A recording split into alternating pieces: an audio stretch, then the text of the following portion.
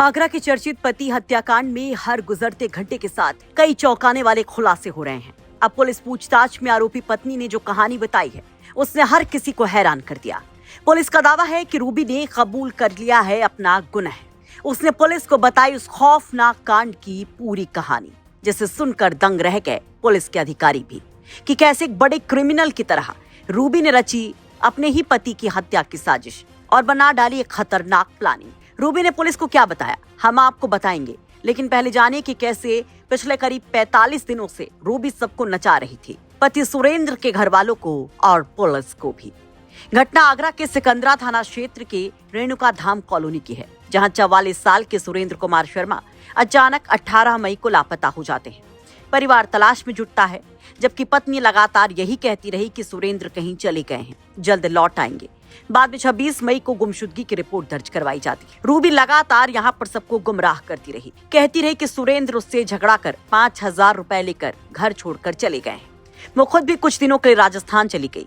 इस दौरान वो पुलिस के साथ सीसीटीवी फुटेज देखती रही, पति को याद कर रोने का नाटक करती रही और हर सवाल का अलग जवाब देकर जांच को भटकाने की कोशिश करती रही। मृतक के बड़े भाई अनिल शर्मा के मुताबिक 18 मई की सुबह रूबी का फोन आया था। उसने कहा कि घर में पुलिस का कोई मामला हो गया है, इसलिए माँ और दोनों बच्चियों को साथ ले जाएं।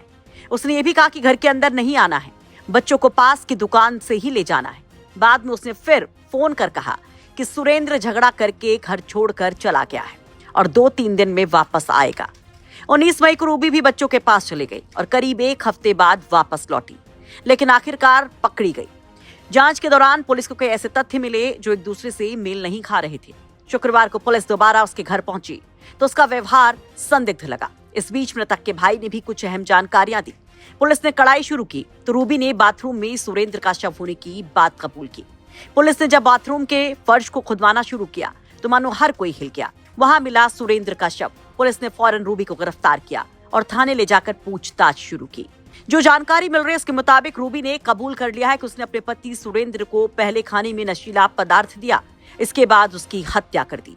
अगले दिन दोनों बेटे और सास को जेठ के घर भेजने के बाद उसने अकेले ही शव को घसीटकर बाथरूम तक पहुंचाया, गड्ढे में दफन किया और ऊपर से मिट्टी डालकर समतल कर दिया। पुलिस के मुताबिक शक से बचने के लिए रूबी ने बाद में मिस्त्री बुलाकर बाथरूम ऊंचा कराने का बहाना बनाया और पूरे फर्श पर सीमेंट का प्लास्टर करवा दिया। इसके बाद वो लगातार परिवार और पुलिस को गुमराह करती रही। रूबी ने भी बताया कि उसका पति शराब पीता था, आए दिन उसके साथ मारपीट करता था, कोई काम नहीं करता था और घर का खर्च उसकी माँ की सरकारी पेंशन से चलता था। कि वो सुरेंद्र शराब पीता था, कोई काम नहीं करता था और आए दिन मारपीट करता था, जिसकी वजह से समस्याएं परिवार में खड़ी होती थी। रूबी की सास और उसकी 2 बेटियां सब साथ साथ रहते थे और उसी रेणुका धाम कॉलोनी के अंदर 18 मई को रूबी ने इस घटना को अंजाम दिया और 19 मई को सुबह अपने जेठ को फोन करके बुलाया और सास और अपनी बेटियों को जेठ के घर भेज दिया। उसके बाद सुरेंद्र को वो बाथरूम में ले गई और वहां लिटाल दिया। खोदा, जमीन को, फर्श को खोदने के बाद उसमें मिट्टी डाली और मिट्टी डालने के बाद उस रूबी ने मिस्त्री बुलाया और पूरा सीमेंट से अच्छा प्लास्टर उसके ऊपर करा दिया। ये 45 दिन गुजरने के बाद जो सुरेंद्र का भाई थे वो लगातार इस खोज में लगे हुए थे कि आखिर सुरेंद्र गया तो कहाँ गया है। 26/5 को यहाँ पे गुमशुदगी की तहरीर दी गई थी, रिपोर्ट दी गई थी, जिसके ऊपर पुलिस भी लगी हुई थी सुरेंद्र की जानकारी के लिए। और इस पूरी जानकारी के अंदर सबसे अहम भूमिका थी अनिल की, सुरेंद्र के भाई की, जिसने लगातार रूबी से बातचीत करते रहे और रूबी को यहाँ तक कहा कि आखिर कुछ भी गलत किया है तो बता दो, हम किसी से नहीं कहेंगे, तुम्हें बचा लेंगे। ऐसा कहा जा रहा है, सूत्रों ने भी कहा है और ये बात ऐसा बताया जा रहा है कि पुलिस सूत्र बताते हैं कि पुलिस को भी ये बात रूबी ने बताई है। तो उसके बाद में रूबी ने रात में फोन किया परसों और कल रात को कल सुबेरे अनिल को घर पे बुलाया और उसने बताया कि सुरेंद्र यहीं पर है। तो अनिल ने पूछा कहाँ है, कि वॉशरूम में। तो वो वॉशरूम में देखने गया तो वहाँ पर सुरेंद्र नहीं थे वॉशरूम के अंदर। तो उन्होंने कहा यहाँ तो नहीं है, बोले यहीं है, फर्श के नीचे है। उसके बाद अनिल के पैरों के नीचे से जमीन खिसक गई। उन्होंने तुरंत पुलिस को सूचना दी, पुलिस पहुंची, खुदाई हुई और सुरेंद्र का कंकाल वहां से निकाला गया। कंकाल को पोस्टमार्टम के लिए भेज दिया गया है। सारी कार्रवाई चल रही है। रूबी ने सारी चीजों का खुलासा कर दिया है, लेकिन पुलिस फिर भी इस बात के ऊपर लगी हुई है और पुलिस के सामने एक सवाल है कि क्या इस सारी घटना को रूबी अकेले अंजाम दे सकती है। इस पर भी पुलिस जांच पड़ताल में लगी हुई है। टेलीफोन के रिकॉर्ड्स और सीसीटीवी सारी चीजें खंगाली जा रही हैं। अरविंद शर्मा, आगरा, यूपी तक। सुरेंद्र के शराब पीने और अक्सर रूबी और सुरेंद्र के झगड़े के बारे में उनके पड़ोसी भी बताते हैं। सुरेंद्र जी और ये जो रूबी हैं, उनकी पत्नी, आपस में पति पत्नी दोनों थे। तो इनके आए दिन में घर में कलेश होते थे। इनके बीच बचाव के लिए लोग कॉलोनी के आते थे आगे। तो ये दोनों पति पत्नी आपस में मना कर दिया करते थे कि अभी आप हमारे बीच में ना बोलें, हमारा पति पत्नी का आपस का मैटर है। इसलिए सारे कॉलोनी वाले इनके बीच में कभी भी नहीं आते थे। अच्छा, ये कब से गायब थे? ये इनको करीब ये मान के चलिए 45 दिन से 50 दिन के लगभग हो गए। तो इनकी पत्नी ने बोला था कि मेरे पति मुझसे लड़ कर के चले गए हैं और कहाँ लापता हो गए कुछ पता नहीं है। फिर उसके बाद में FIR वगैरह भी कराई थी और उनके लापता के पोस्टर भी बना करके चिपकवाए थे। कहाँ पे चिपकवाए थे? ये जगह जगह चिपकाए थे। यहीं आगे स्कूल वगैरह है और चौराहे वगैरह पे इन पर चिपकाए थे और रेलवे स्टेशन वगैरह यहाँ पे भी चिपकवाए थे।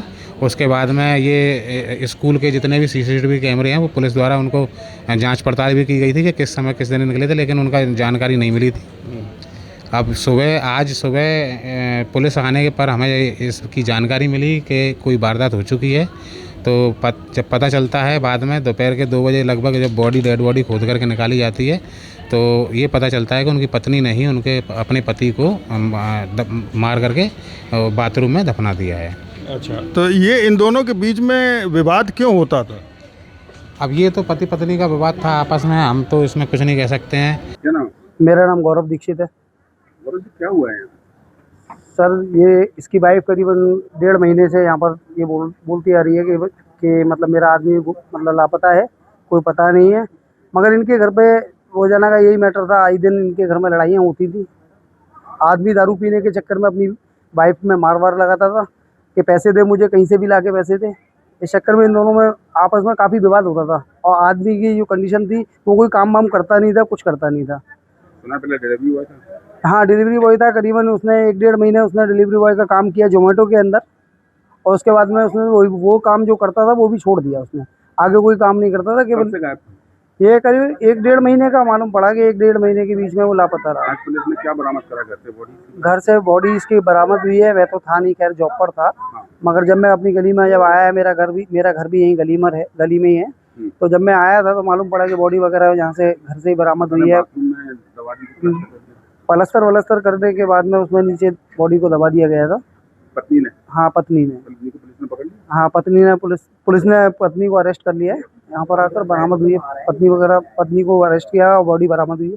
आपको बता दें कि मृतक सुरेंद्र कुमार शर्मा राजस्थान के भरतपुर के रहने वाले थे। वो आगरा के सिकंदरा थाना क्षेत्र के रेणुका धाम कॉलोनी में अपनी पत्नी रूबी, मां कमला देवी और 2 बेटियों के साथ रहते थे। आरोपी के कथित कबूलनामे ने कई सवालों के जवाब दे दिए हैं, लेकिन अंतिम सच फॉरेंसिक जांच, पोस्टमार्टम रिपोर्ट और कोर्ट में पेश होने वाले एविडेंस के बाद ही सामने आएंगे। फिलहाल पुलिस हर एंगल से इस मामले की तफ्तीश कर रही है। आगरा से अरविंद शर्मा की रिपोर्ट, यूपी तक।